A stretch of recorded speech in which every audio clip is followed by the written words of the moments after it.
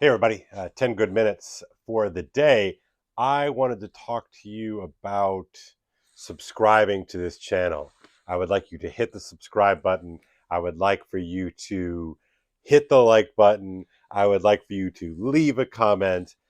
And I would otherwise like you to follow along with what I got to say if you were so inclined. If you can do that, I would be super appreciative. I always forget to do that. But remember, 10 good minutes.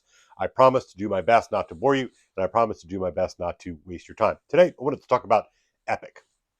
Now, when I use the word epic, of course, you can use that word both as a noun and an adjective. And I sort of do want you to sort of use them in both ways. In other words, they can describe something, but eventually I want to get to the point I want to talk about the epic or epic as a noun. But when you hear the word epic, I want you to think of something that is large, expansive. It has great duration. It has scope. It has gravity. It is important, something like that. And I find it helpful when I'm talking to my students to talk about epic, perhaps in the register of, imagine yourself as a surfer. And when you hear a surfer say something to the effect of, like, whoa, that was epic, or something to that effect, I think you start to get a sense at the information that is kind of loaded in terms of its connotative, its connotations, right? It's loaded because that sense of epic calls to mind something that is extraordinary. It is not normal. Even if you're not a surfer, I like the beach. I like to go to the beach. I like body surfing. I'm not really a surfer myself, but when you go to the beach and you body surf, you know that not all waves are created equal, and most of them are fine. Some of them are duds, but every now and again, there's that one wave that you just know in your gut. Go after that wave, swim into it, get a head start, paddle your way, and make it happen. And um,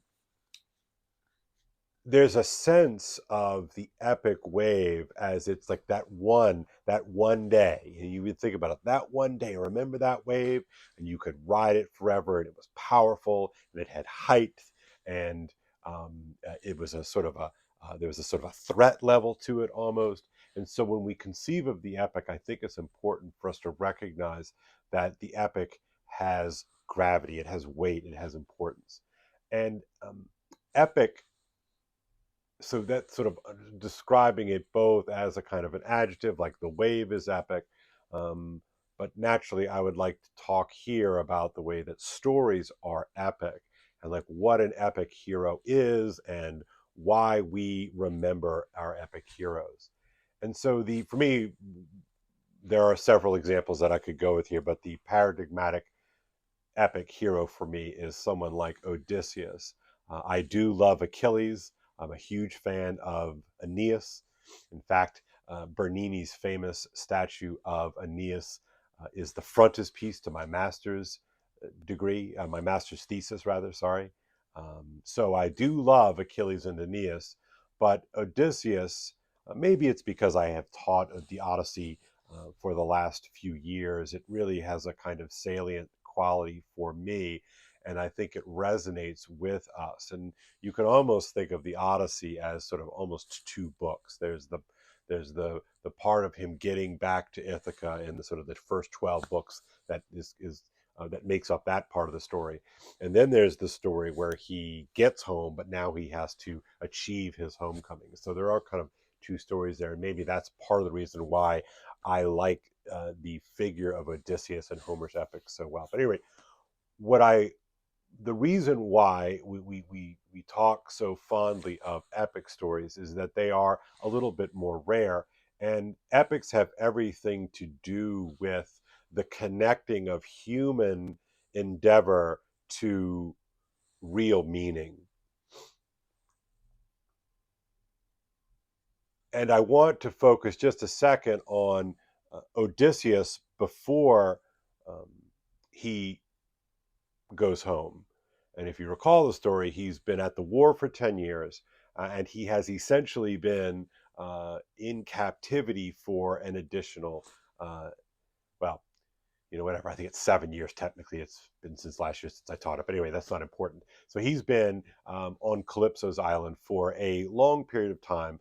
He has lost everything, but into the loving and willing and goddess-like arms of Calypso, he is essentially on permanent vacation. He's on our version of on a beach in Cabo with a lovely cabin, sipping mai tais and watching the waves come and go. And so why does he leave, right? Because most of us, I think, would fall prey to that temptation in a very serious way.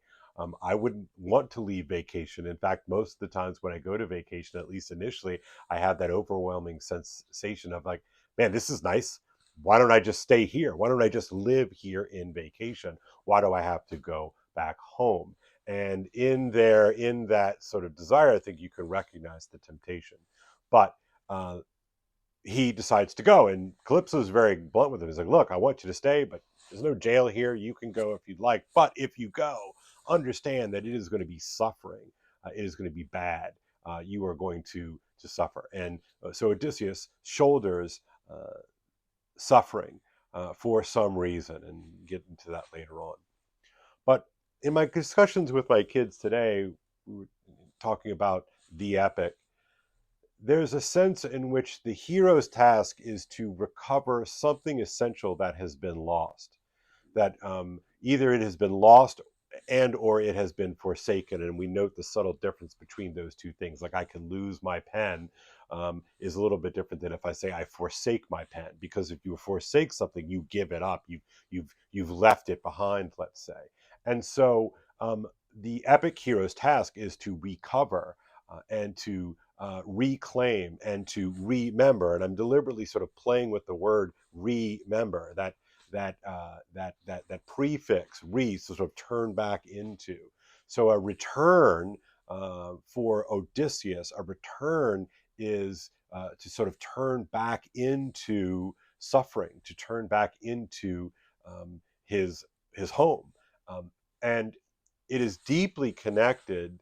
The reason why he's a hero and he's not a normal person, the reason why he participates in this epic action is because to do so is to take that on, right? So in other words, to remember is to sort of put something back together again, that which has been dissipated, that which has been blown apart, that which has been diffused has to be gathered back and sort of regalvanized. And so we follow the hero on his task because he has the strength and the fortitude and the courage to take this back on, when most of us, frankly, would be quite prone to the temptations to stay on permanent vacation in Calypso's island.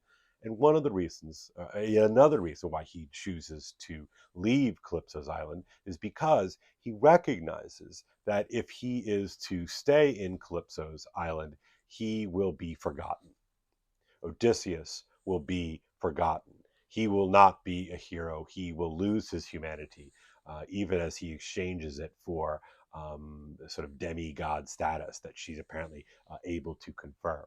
Right, but he shoulders that back. He takes that back on in a way that is, of course, admirable. So, and this epic task, of course, is long and it is real and there is genuine suffering. But the reason why we continue to sing about the great figure of Odysseus, the reason why we continue to tell this story, is because he provides for us a kind of model of almost aspirational behavior. And of course, it is in this foundational genre, if we think of Aristotle's genres as lyric, tragic, comic, and epic, it is the epic, right, that builds out this world.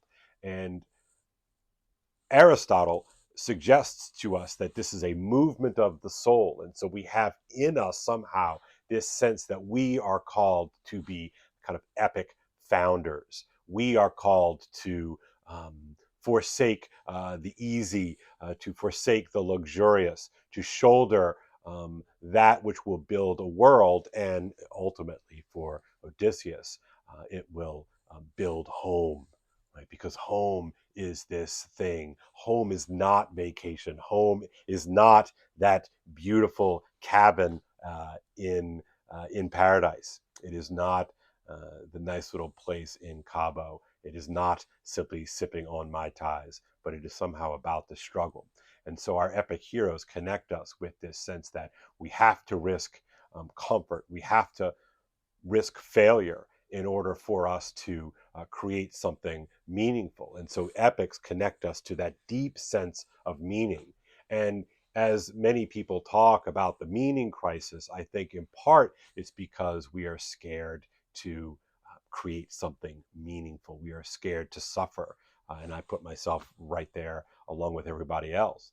But these models provide us with something to shoot for, right? Something to make a life out of. So anyway, that's my 10-ish good minutes for today. Please hit like and subscribe. I've got more of this stuff coming, and thank you as always for paying attention to this. I do take that stuff seriously, and I appreciate it. And I'll be doing a vlog shortly enough. Thanks, guys. Have a good one. Bye bye.